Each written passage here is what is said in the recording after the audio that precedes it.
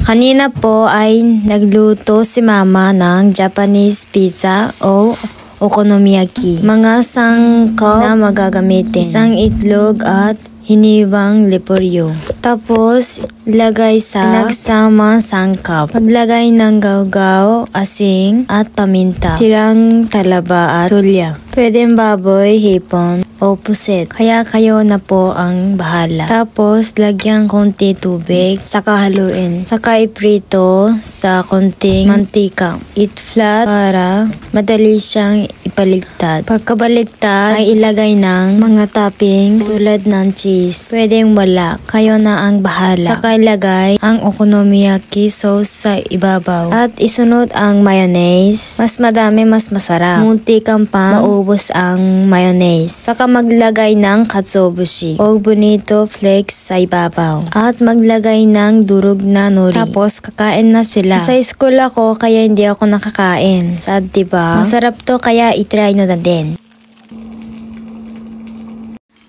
いただきます。うまい。